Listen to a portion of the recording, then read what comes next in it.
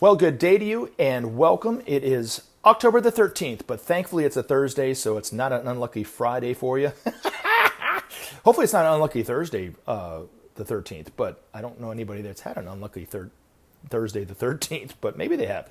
Hopefully you're having a great day. That's my point. My name is Gary Willing, and as always, I want to welcome you to Search for Signs if you're new, and welcome you back if you've been here before. Now, if you want to know more about Maitreya and the Masters of Wisdom, you want to know why the Masters and the teacher coming back now, for instance, or even if you want a second opinion about what I'm talking about here and see if there's any truth to it that way, start investigating this information for yourself. I can't stress that enough. And you can do it however you want to do it. I have included links in the description portion of every one of these videos that take you to websites that I think at least give you a good background information to start off with.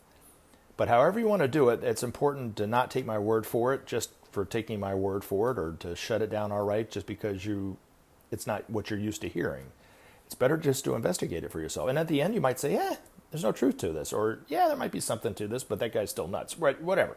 But look into it. Investigate it however you want to do it. Now, I also encourage dialogue, and people post their comments. They post their questions in the comments section, of course. You can also email me at searchforsigns@mail.com. Everybody's welcome to do that, and we can possibly talk about it in the next video or whatever. And I have to say, and this goes for everyone who's commented and asked questions over the months and years that I've been putting these videos up.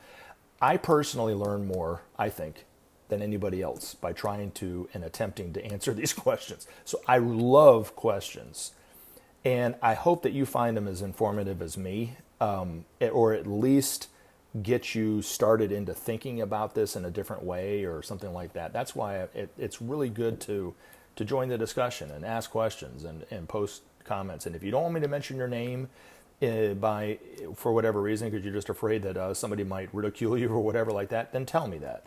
And I won't use your name. I'll just try to answer your question. Okay? But we all learn a lot by the dialogue of this. This has been wonderful, wonderful, wonderful, wonderful. And I can't stress that enough. Getting the questions that come my way, getting the comments that come my way. It's been inspiring, actually.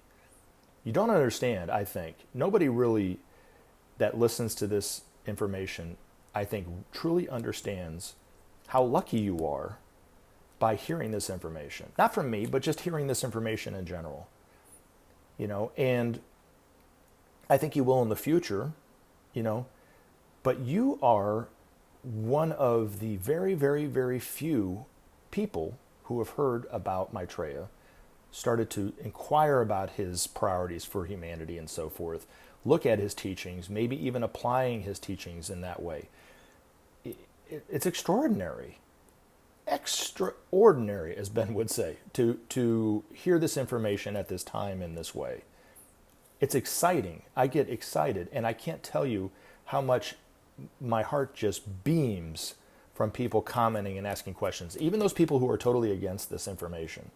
And I might be sarcastic and tongue-in-cheek with somebody in a way, but deep down inside, I actually really love it that you're commenting. Like I said, even if you don't like it. So please, keep at it. Keep doing this. This has been wonderful. But Maitreya, Peaceful Energy, Lenny and Clara, and Jethro Joshua, thank you for commenting since the last time I put a video up. Now, Lenny and Clara, I'm going to answer your question that you posted in the comment section. You emailed me, and I'm going to go back through and really read it. I've been kind of thinking about what I'm going to say and how I'm going to try to answer it, but give me to Monday, because I might not be able to put up a video over the weekend. It's difficult for me to do that when everybody's at home. I do it when my daughter's at school, my wife's at work, and it's just quiet here. So when everybody's running around and doing stuff, I get a little distracted. So I like to kind of wait until then. So I want to kind of focus on this one question about Jerry Garcia, okay? Because I think we can talk about this and, as they say, unpack some information about this in a way, okay? So you asked, is it possible Jerry Garcia was a master? And I said no. And you responded, I appreciate your answer, but answering my question, but I respectfully disagree. I think it is possible that he may be enlightened or a teacher, although I admittedly don't know as much as you about this. Anyways, and did you talk about on your channel before about, is it Menelog? No, I have not. I don't know who that is. I'm so sorry. I really like his story. Have a great day. So what I wanted to say about this first and foremost, okay, the questions that come my way and me trying to answer them, it's a dialogue, okay? And I'm going to take a page out of Krishnamurti's playbook, okay? Don't draw conclusions on my answers. It's better to just sit and inquire and think about it. So to agree or disagree is really not the intention of trying to answer the questions the way that I do. For one, I don't claim to know the truth on anything. Two, there's so much to what you asked and how you asked it that to just say I disagree, I think you're missing the point, okay? And I, like I said, I'm not trying to sound like your third grade teacher, but I'm just saying it's just, but let me explain, okay? So the reason why I said he's not a master, my own perception of Jerry Garcia would say that he's not a master. He's just a member of our own humanity. And you might be inspired by his music or his lyricism or whatever. And it's actually pretty cool that he's got his own ice cream, his own Ben & Jerry's ice cream named after him. That's pretty cool. You know what I mean? Maitreya can't even make that claim. But I don't think it makes him a master. Now, the other thing is that the history of these masters is really important to know too, to help understand who is a master and who isn't, and that kind of, especially who isn't a master, because we haven't seen these masters really out in the open yet. Okay, is these masters for eons upon eons upon eons have been living away from humanity from our perspective. Now they know what's going on in the world moment to moment. They don't need to watch the news or anything like this. They're omniscient. They know. They know when somebody's in trouble, and if it's within their karmic limits, they can help save them from accidents like they do all the time. They heal people all the time. They comfort them when they're about to die all the time. They appear before them as a thought form familiar, like Maitreya has done for me many, many times. You know, but we haven't really seen them yet. Now, Maitreya is the only one who's on TV now, but he's not claiming to be a master. He's just being introduced. He's speaking as if he's just an ordinary person, even being probably looked to as an ordinary person. Nothing but the sort. I mean, he's quite extraordinary, but you know, from the people watching him on TV, they don't know because he's not being introduced as anything. Now, if they knew about this information prior to that and they saw him on TV, they might start to suspect something, but that's about it. Now, the only master who's really been in the public eye besides Maitreya is Sai Baba, who passed away a few years ago. I think it was the same year Benjamin Creme passed away, if I'm not mistaken. And he was quite famous and quite extraordinary in terms of his teachings and so forth, and had a huge devotees and followers and stuff all over the world and so forth. And you will see videos of him. But according to Benjamin Creme's master, he's actually more evolved than Maitreya, but he was the only one. And he didn't even claim to be a master, although he's looked to as a master or God himself or the divine or whatever. He would say we're all divine, right? And his role is different than these other masters. He's got one more incarnation left before, you know, he won't be here anymore. And but up until now, it's just been Maitreya. Now these other masters, there's been a handful of them, okay, that entered some major cities around the world, starting in New York, then into London, apart from Maitreya, Geneva, Darjeeling, which is a little town in northern India, and then Tokyo, which these 5 are the 5 planetary chakras, actually. There's 2 more that haven't been opened yet, but those are the 5 that are opening and functioning. And then 2 more entered some minor centers, the Master Jesus into Rome and one into Moscow. And then since then, from what I know, and this is only from reading Benjamin Creme, you could read the same thing yourself, so it's not like I got the inside track, is one is on the outskirts of LA, the other one is in the outskirts of San Francisco, Paris, and Beijing, if I'm not mistaken. And there might be some somewhere else that I don't know of, but as of right now, that's all I know. Now, the quality of the teachers, these masters, okay, the best thing to do, I guess, would be to, and this is why I'm saying don't draw a conclusion, but to start to investigate this and inquire about this for yourself, is go to the Share International site and read articles coming from Benjamin Creme's master. there's a quality to his writings. Even if you don't agree with what you have to say, there's a quality to his writings. It's very simple. It's hard to argue with. In fact, it's impossible to argue with, really, if you look at it. And it just seems true and has this ring of truth to it. And it doesn't mean that I blindly follow it. It just means that there's so much truth to what he's saying. I can't explain it. You just have to read it. And if you look at musicians like Jerry Garcia, right? I mean, looked up to by millions of people now. But he is a part of the pop culture of the last few decades. The art coming from these masters, the music coming from these masters, would be more akin to somebody like Bach or Beethoven or Mozart. That is just on a much higher level. It's the same, but yet very simple in the same way. You know what I mean? And in the future, we'll have a general sense of the art coming from these masters when these very advanced disciples, like Mozart, like Rembrandt, but of a newer generation, are starting to produce that same kind of art. And we won't be able to compare it between the pop art of today and the art of the future. Although Jerry Garcia was very much of a visual artist and a musician and so forth like that. I mean, I'll give it to the guy.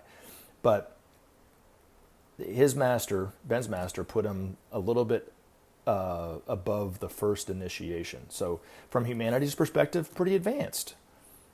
From the master's perspective, not at all. And he's not even as advanced, and I'm not being critical of the man, I'm just telling you where he is. He's not as advanced as even the average world leader today, and not nearly advanced as somebody like Gandhi or Martin Luther King or JFK or Churchill or Shakespeare or somebody like that. I mean, just not even close.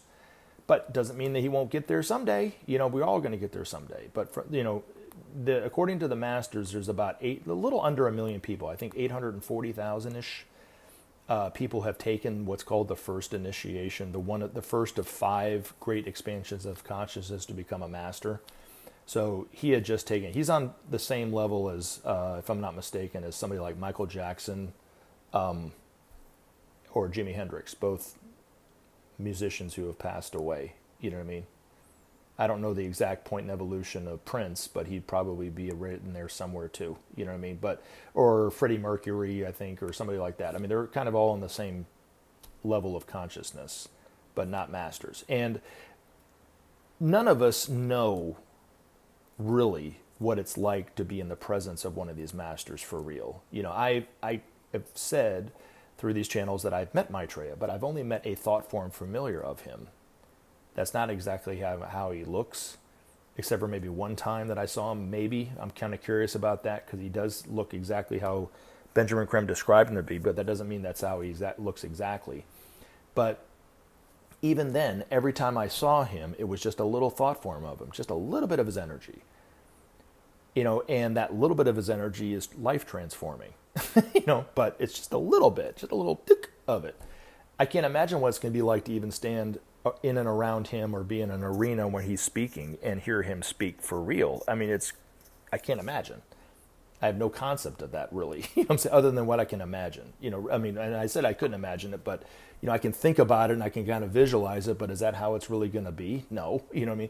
Any one of these masters are going to be like that. We will see for real what it's like to be a perfectly divine human being from these masters. We will start to emulate them.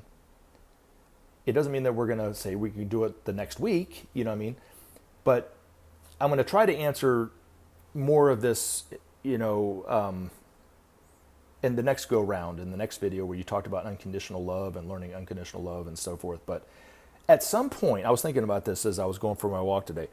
At some point, eons upon eons upon eons ago, Maitreya had that same thought. How do I love unconditionally? And tried and failed, tried and failed, tried and failed and failed and failed and tried and failed, and then maybe succeeded and failed and failed and failed, and kept doing it over and over and over and again until he was able to manifest it perfectly like these masters do. And then, if you really look at it from a perspective, they never stop learning how to manifest that love, because even Maitreya has taken it a step further than most masters do. He learned how to embody that energy of love. These masters, and I say simply, they're doing it very, very well. perfectly, actually, from our perspective, but they can manifest love but not embody it. So Ben's master once said in one of his articles, it's not easy to love as do the great ones. So it's necessary to keep things into perspective, but also to look at people who perhaps are well known or famous, that they're not perfect. You know, these masters, we don't know all the things that they can do mentally while they're doing something else. Even, you know, Maitreya could be interviewed on TV right now, speaking heart to heart with humanity, not claiming to be Maitreya, and all at the same time doing a million other things that we have no idea about, from saving people from an accident to creating a thought form as a familiar on another side of the world for somebody to help them and to teach them in that way, to comfort somebody and aid them, to send a blessing over here, all the while combating the work and the activity of the forces of darkness at the same time, communicating with other masters on other planets. I mean, he could be doing a million different things at one time while he's talking, completely relaxed, completely focused, completely speaking heart to heart and sincere with the people. And you would never even know, you know, and that's the work and activity of these masters. When we really understand how they work, it will blow our minds. You know, never having to sleep, never having to eat is one example of it. But yet their ability to do all these things, all the while having the wisdom of the ages at their fingertips, being able to ask them any question and they can answer it because they don't even have to look it up. They already know it. And yet say it with such lightness and but with such sincerity and even humor in a way, you know, that it transforms the life of the person who asked the question in a way, you know, and over again, how the love that they have penetrates the hearts of all the listeners and all the people that are around them. We have no idea, truly, what it's like to be in their presence. But all these things that you're asking the right questions, actually, as far as I'm concerned. How to love unconditionally is a perfect one. You know, I've asked that question many times. But it's also, you know, if you're listening to this and you've asked that same question, understand that every one of these masters, from Jesus to these other masters, have asked the same question. They had to work at it, fail, work at it, day in and day out, year in and year out, eon in and eon out, lifetime, before they get able to do it. It will be easier in the future when we can see them. It's far better we learn more from being around an example than we do from just reading it in the Bible or the book or a book of some kind, right? So when we see Maitreya interact with people who love him, who want to be devoted to him, to people who hate him and want him killed, we will see what it's like and how they love and react to that. And how they treat everyone. It doesn't matter whether they hate them or love them the exact same way. Unconditionally, you know. Unconditionally. Every one of these masters can love like that. And they'll be perfect examples of what you're talking about. And you'll be able to, and you might not get it, you might fail at it, but without them being there, guiding and teaching humanity directly, being examples directly for us, it would take us eons upon eons longer to get to where you want to go and what you're aspiring to do, which is love unconditionally, which is the same thing as me, than by just seeing them and seeing them. But in terms of knowing what a master is, I want to circle back around and just kind of end it with this, is read Benjamin Creme's master's articles.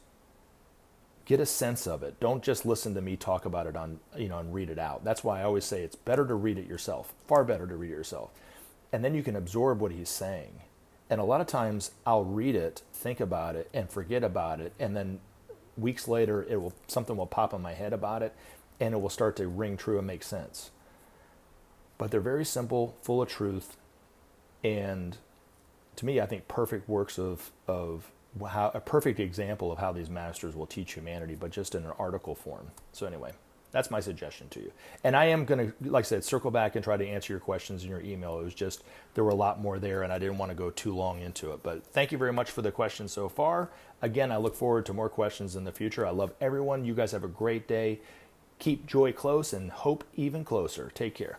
Remember to take action and help SOP save our planet. Thanks for listening, and we look forward to talking to you again in future videos.